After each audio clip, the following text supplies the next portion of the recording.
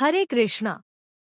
श्री हरि के इस पावन दिन जब मोहिनी एकादशी का महात्म्य सुनने के लिए आप सभी श्रद्धालु गण एकत्रित हुए हैं, सब एक बात अवश्य ध्यान में रखिए।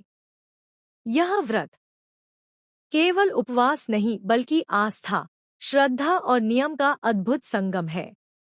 इस व्रत की पूर्णता के लिए, इसकी गहराई को समझने के लिए मोहिनी एकादशी की कथा से पहले गारस माता की कथा सुनना अत्यंत आवश्यक है।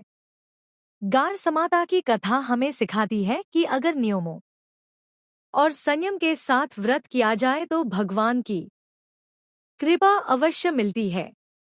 बिना नियम, बिना श्रद्धा के किया गया उपवास केवल भूख रह जाता है, लेकिन विधि पूर्वक किया गया व्रत पापों का नाश और पुण्यों की प्राप्ति कराने वाला होता है। आइए श्रोताओं, हम सबसे पहले गारस माता की पावन कथा का श्रवण करें ताकि हमारी एकादशी सिद्ध हो और भगवान श्री विष्णु की कृपा हम सभी पर बनी रहे। सभी प्रेम से बोलिए गारस माता की जय, मोहिनी एकादशी की जय। एक बार देवर्षि नारद जी बैकुंठ लोक को गए। वहां उन्होंने भगवान श्री लक्ष्मीनारायण जी को प्रणाम किया। फिर नारद जी ने श्री हरि से कहा, प्रभु, अब धरती पर आपका प्रभाव कम हो रहा है। धर्म पर चलने वालों को कोई अच्छा फल नहीं मिल रहा। जो पाप कर रहे हैं उनका भला हो रहा है। सब श्री हरि कहने लगे, ऐसा नहीं है देवर्षि, जो भी हो रहा है सब नियति के कारण हो रहा है। श्री हरि की बात सुनकर नारद जी बोले, प्रभु, मैं तो देख कर आ रहा हूं कि पापियों को तो अच्छा फल मिल रहा है, लेकिन भला करने वाले और धर्म के रास्ते पर चलने वाले लोगों को बुरा फल मिल रहा है। उन्हें दुख भोगने पड़ रहे हैं। भगवान ने कहा, देवर्षि, कोई ऐसी घटना बताओ जिससे तुम्हें यह लग रहा हो। नारद जी कहने लगे, प्रभु, अभी अभी मैं एक जंगल से आ रहा हूं। वहां पर एक गाय दलदल में फंसी हुई थी। कोई भी उसे बचाने वाला नहीं था। थोड़ी ही देर के बाद मैंने देखा कि एक चोर उधर से गुजरा। दलदल में फंसी हुई गाय को देखकर वह रुका तक नहीं, बल्कि उस गाय पर पैर रखकर वह दलदल से भरा हुआ गड्ढा लांघकर आगे निकल गया। आगे गया तो उस चोर को सोने की मोहरों से भरी एक थैली मिली। थोड़ी ही देर बाद वहां पर एक साधु महाराज आए। उन्होंने उस गाय को दलदल में फंसा देखा तो गाय को बाहर निकालने की पूरी कोशिश की और पूरी ताकत लगाकर आखिरकार उस गाय को निकाल लिया।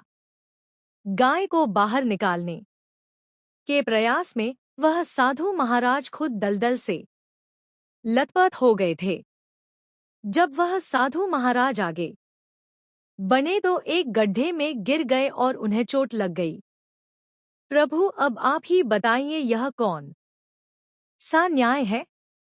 नारद जी की पूरी बात सुन लेने के बाद श्री हरि बोले, देवर्षि, यह सही ही हुआ। जो चोर गाय पर पैर रखकर भाग गया था, उसकी किस्मत में तो एक खजाना था, लेकिन उसके इस पाप के कारण उसे केवल कुछ मोहरे ही मिल पाई। वहीं उन साधु महाराज को गड्ढे में इसलिए गिरना पड़ा क्योंकि उनके भाग्य में उस समय मृत्यु लिखी हुई थी। लेकिन एक गाय को बचाने के कारण, दलदल से बाहर निकालने के कारण उनके पुण्य बहुत अधिक बढ़ गए और उनकी मृत्यु बस एक छोटी सी चोट में बदल गई। इंसान के कर्म से ही उसका भाग तय होता है देवर्षि, इसलिए अच्छे कर्म करना कभी भी नहीं छोड़ना चाहिए। श्री हरि की बात सुनकर देवर्षि नारद मुस्कुराते हुए और प्रभु को प्रणाम करते हुए नारायण नारायण कहकर प्रभु की रचाई हुई सृष्टि की अन्य लीलाएं देखने के लिए चल पड़े। प्रेम से बोलिए श्री लक्ष्मीनारायण भगवान की जय। अब सुनिए एकादशी माता की कथा। इस कथा को सुनने से ही एकादशी का व्रत पूरा माना जाता है। श्रोताओं, एक बार एक बूढ़ी माँ ने एकादशी का उपवास रखा। बड़े ही भक्ति भाव से वह एकादशी की पूजा किया करती थी। वे बूढ़ी हो चुकी थी। उन्हें वृद्धावस्था में कोई भी ऐसी वस्तु नहीं चाहिए थी जो वे एकादशी का उपवास रखती, क्योंकि एकादशी का उपवास रखने से तो श्री हरि की कृपा से सब कुछ मिल जाता है। वह बूढ़ी माँ तो अपने बच्चों के लिए, अपने परिवार की सुख सुविधा के लिए इतना कठिन व्रत रखती थी। वे दिन भर तो बड़ा कठिन मन करके और अपनी प्यास को किसी तरह से रोकी रही, क्योंकि एकादशी के व्रत में वह जल की एक बूंद भी ग्रहण नहीं करती थी। द्वादशी को ही जल पीकर वह अपने व्रत का पारना किया करती थी। दिन भर उन्होंने किसी प्रकार अपने मन को संयमित रखा। पूजा पाठ की, व्रत की कथा पढ़ी सुनी और फिर पंडित जी को मिट्टी के एक पात्र में भरकर पानी और मौसमी फल दान में दिए। दोना भरकर शक्कर भी वितरित की। उन्हें गर्मी के कारण बड़ी बेचैनी हो रही थी। एक तो निराहार और निर्जल रहकर उपवास रखा था और ऊपर से प्यास भी अधिक सता रही थी।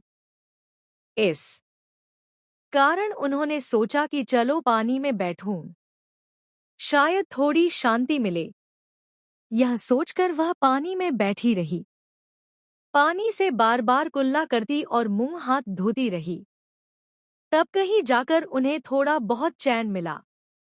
एक तो धूप तेज की पड़ रही थी। इस कारण बूढ़ी माँ का मुंह सूखा जा रहा था। बूढ़ी माँ बड़ी बेचैन हो रही थी। एक तो बुढ़ापा, दूसरा यह भयंकर गर्मी। बुढ़ापे की तो स्थिति ही कुछ ऐसी होती है, बड़ी मुश्किल से धीरज बन पाता है। अब किसी प्रकार रो धोकर दिन कट पाया। अब बूढ़ी माँ के सामने पहाड़ सी लंबी रात थी, जिसका कट पाना बड़ा ही मुश्किल दिखाई दे रहा था। चारपाई पपड़ी हुई बूढ़ी माँ को किसी प्रकार भी शांति नहीं मिल रही थी। बार बार प्यास के मारे गला सूख रहा था और वे इस प्रकार बेचैन होकर करवटें बदलती जा रही थी।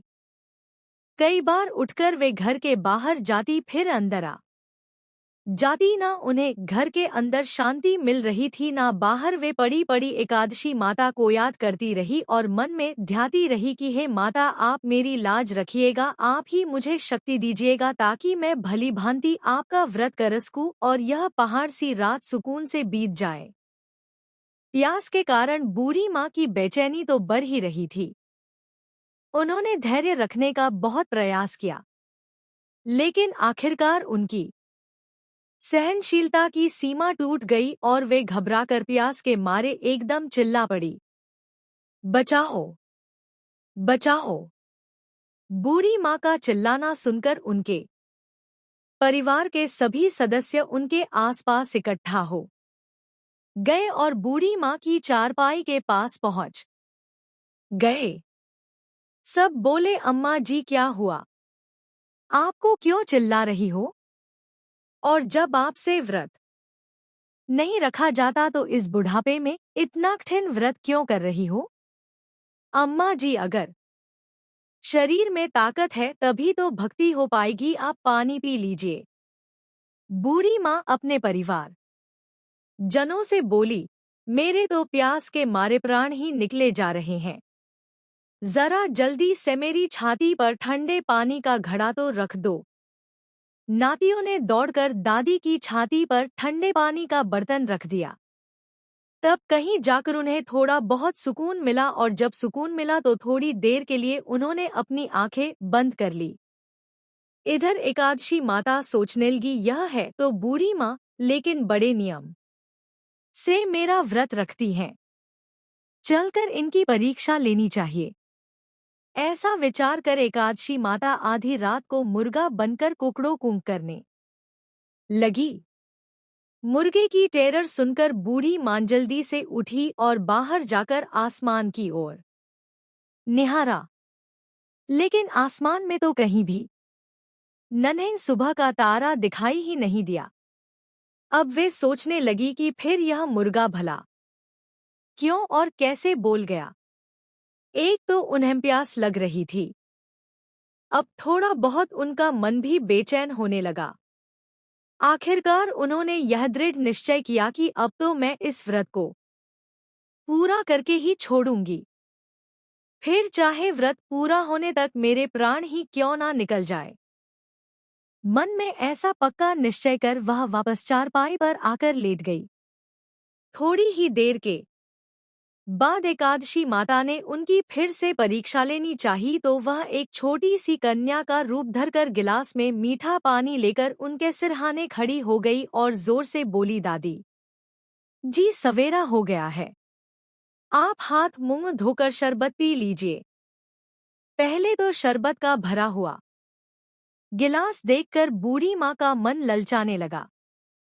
प्यास के मारे गला जो सूख रहा था, किंतु अचानक उन्हें याद आया कि उनका तो एकादशी का उपवास है। फिर उन्होंने सोचा कि अभी तो वे किसी भी तरह से यह शरबत नहीं पी सकती, और फिर वे चुपचाप वापस अपनी चारपाई पर लेट गई। जैसे ही उनकी आंख लगी तभी उन्हें एहसास हुआ कि मानो किसी ने उन्हें पानी सेबरे हुए कुएं में पटक दिया हो। वे बहुत देर तक उस कुएं में हाथ पांव चलाती रही, लेकिन इस बीच उन्होंने अपने मुंह में पानी की एक बूंद भी नहीं जाने दी, क्योंकि उनका एकादशी का उपवास जो था और वे पक्के निश्चय के साथ अपना व्रत पालन करती रही। थोड़ी ही देर में उन्हें ऐसा लगा मानो सामने आग जल रही हो। आग के कारण बड़ी भारी गर्मी लगने लगी।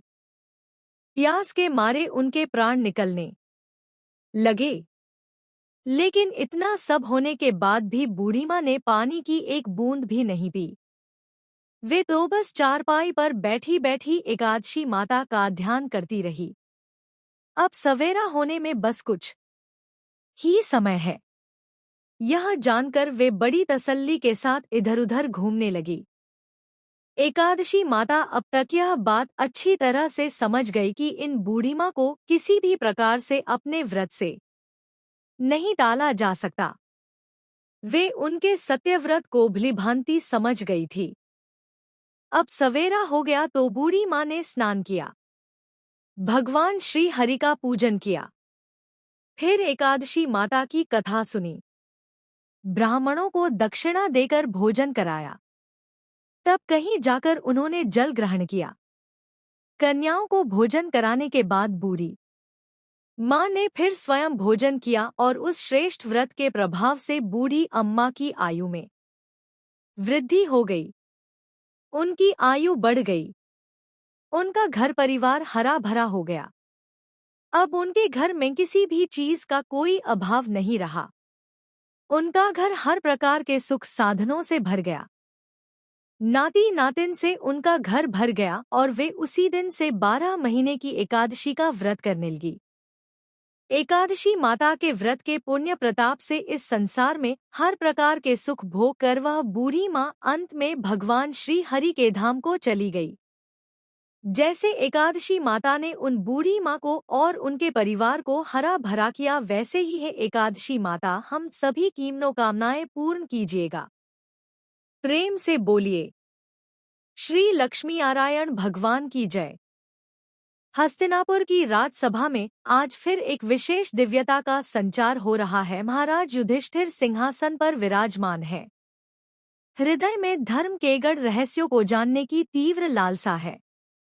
तभी दूर से श्रीहरि श्री कृष्ण के रथ की मधुर ध्वनि सुनाई देती है। सूर्य की किरणें उनके रत्न जटित अर्थ पर पड़कर चारों दिशाओं को आलोकित कर रही हैं। भगवान श्री कृष्ण मुस्कुराते हुए प्रेममय दृष्टि से युधिष्ठिर महाराज की ओर बढ़ रहे हैं। उनके चरण पड़ते ही सभा दिव्यता से भर जाती है। महाराज युधिष्ठिर विनम्रता से श्री कृष्ण के चरणों में प्रणाम कर निवेदन करते हैं, हे मधुसूदन, कृपा कर मुझे बताएं कि वैशाख मास के शुक्ल पक्ष की एकादशी, जिसे मोहिनी एकादशी कहा जाता है, उसका क्या महत्व है? इसकी कथा क्या है? तब श्री कृष्ण मधुर वाणी में कहते हैं, धर्मराज, यह एकादशी पुण्य, मोक्ष और समस्त पापों के विनाश की शक्ति रखने वाली है। इसके व्रत से मनुष्य मोह से मुक्त होकर परम शांति और वैकुंठ लोक की प्राप्ति करता है। और प्रिय श्रोताओं, इससे पहले कि हम इस पुण्य कथा का श्रवण करें, आइए हम सभी मिलकर प्रभु श्री विष्णु के चरणों में अपनी प्रार्थना अर्पित करें। हे साक्षात नारायण, हे त्रिभुवन के पालक, आज मोहिनी एकादशी की इस पुण्य वेला में हम सभी आपके चरणों में शीश झुकाते हैं। कृपया हमारे सभी पापों को क्षमा करें, हमें शुद्ध हृदय प्रदान करें और इस व्रत के पुण्य से हमारी मनोकामनाओं को पूर्ण करें। हमें भक्ति, श्रद्धा और प्रेम की शक्ति दे, ताकि हम सच्चे हृदय से आपकी सेवा कर सके। आप ही हमारे जीवन के सार हैं, आप ही हमारे रक्षक हैं। सभी प्रेम से बोलिए, श्री विष्णु भगवान की जय, श्री कृष्ण भगवान की जय। अब प्रभु की कृपा से आइए मन, वचन और हृदय से एकाग्र होकर मोहिनी एकादशी की इस अद्भुत कथा का श्रवण करें। धर्मराज युधिष्ठिर कहने लगे कि हे कृष्ण, वैशाख मास की शुक्ल पक्ष की एकादशी का क्या नाम है तथा उसकी कथा क्या है? इस व्रत की क्या विधि है? यह सब विस्तारपूर्वक बताइए। श्री कृष्ण कहने लगे कि हे धर्मराज, मैं आपसे एक कथा कहता हूँ, जिसे महर्षि वशिष्ठ ने श्री रामचंद्र जी से कही थी। एक समय श्री राम बोले कि हे गुरुदेव, कोई ऐसा व्रत बताइए जिससे समस्त पाप और दुख का नाश हो जाए। मैंने सीताजी के वियोग में बहुत दुख भोगे हैं। महर्षि वशिष्ठ बोले, हे राम, आपने बहुत सुंदर प्रश्न किया है। आपकी बुद्धि अत्यंत शुद्ध तथा पवित्र है। यद्यपि आपका नाम स्मरण करने से मनुष्य पवित्र और शुद्ध हो जाता है, तो भी लोकहित में यह प्रश्न अच्छा है। वैशाख मास में जो एकादशी आती है, उसका नाम मोहिनी एकादशी है। इसका व्रत करने से मनुष्य सब पापों तथा दुखों से छूटकर मोहजाल से मुक्त हो जाता है। मैं इसकी कथा कहता हूँ, ध्यानपूर्वक सुनो। सरस्वती नदी के तट पर भद्रावती नाम की एक नगरी में द्युतिमान नामक चंद्रवंशी राजा राज करता था। वहां धन धान्य से संपन्न व पुण्यवान धनपाल नामक वैश्य भी रहता है। वह अत्यंत धर्मालु और विष्णु भक्त था। उसने नगर में अनेक भोजनालय, प्याऊ, कुएं, सरोवर, धर्मशाला आदि बनवाए थे। सड़कों पर आम, जामुन, नीम आदि के अनेक वृक्ष भी लगवाए थे। उसके 5 पुत्र थे, सुमना, सद्बुद्धि, मेधावी, सुकृति और धृष्टबुद्धि। इनमें से 5वां पुत्र धृष्टबुद्धि महापापी था। वह पितर आदि को नहीं मानता था। वह वेश्या, दुराचारी मनुष्यों की संगति में रहकर जुआ खेलता और परस्त्री के साथ भोगविलास करता तथा मद्यमांस का सेवन करता था। इसी प्रकार अनेक कुकर्मों में वह पिता के धन को नष्ट करता रहता था। इन्हीं कारणों से त्रस्त होकर पिता ने उसे घर से निकाल दिया था। घर से बाहर निकलने के बाद वह अपने गहने कपड़े बेचकर अपना निर्वाह करने लगा। जब सब कुछ नष्ट हो गया तो वेश्या और दुराचारी साथियों ने उसका साथ छोड़ दिया। अब वह भूख प्यास से अति दुखी रहने लगा। कोई सहारा न देख चोरी करना सीख गया। एक बार वह पकड़ा गया तो वैश्य का पुत्र जानकर चेतावनी देकर छोड़ दिया गया, मगर दूसरी बार फिर पकड़ में आ गया। राजाज्ञा से इस बार उसे कारागार में डाल दिया गया। कारागार में उसे अत्यंत दुख दिए गए। बाद में राजा ने उसे नगरी से निकल जाने का कहा। वह नगरी से निकल वन में चला गया। वहां वन्य पशु पक्षियों को मारकर खाने लगा। कुछ समय पश्चात वह बहेलिया बन गया और धनुष बाण लेकर पशु पक्षियों को मार मार कर खाने लगा। एक दिन भूख प्यास से व्यथित होकर वह खाने की तलाश में घूमता हुआ कौंडिन्य ऋषि के आश्रम में पहुंच गया। उस समय वैशाख मास था और ऋषि गंगा स्नान कर आ रहे थे। उनके भीगे वस्त्रों के छींटे उस पर पड़ने से उसे कुछ सद्बुद्धि प्राप्त हुई। कौंडिन्य मुनि से हाथ जोड़कर कहने लगा कि हे मुने, मैंने जीवन में बहुत पाप किए हैं। आप इन पापों से छूटने का कोई साधारण बिना धन का उपाय बताइए। उसके दीन वचन सुनकर मुनि ने प्रसन्न होकर कहा कि तुम वैशाख शुक्ल की मोहिनी नामक एकादशी का व्रत करो। इससे समस्त पाप नष्ट हो जाएंगे। मुनि के वचन सुनकर वह अत्यंत प्रसन्न हुआ और उनके द्वारा बताई गई विधि के अनुसार व्रत किया। हे राम, इस व्रत के प्रभाव से उसके सब पाप नष्ट हो गए और अंत में वह गरुड़ पर बैठकर विष्णुलोक हो गया। इस व्रत से मोह आदि सब नष्ट हो जाते हैं। संसार में इस व्रत से श्रेष्ठ कोई व्रत नहीं है। इसके माहात्म्य को पढ़ने से अथवा सुनने से 1000 गोदान का फल प्राप्त होता है। एकादशी की पावन आरती। ओम जय एकादशी माता मैया, जय एकादशी माता। विष्णु पूजा व्रत को धारण कर, विष्णु पूजा व्रत को धारण कर, शक्ति मुक्ति पाता।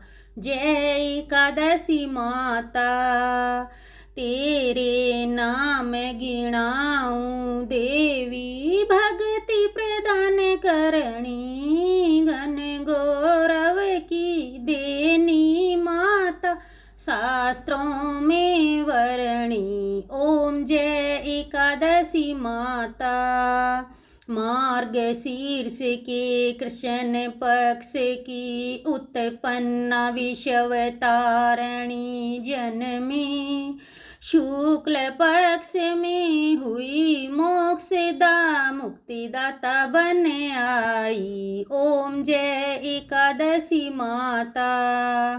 पोष के कृष्ण पक्ष की सफला नामक है, शुक्ल पक्ष में होए पुत्रदा आनंद अधिक रहे। ओम जय एकादशी माता।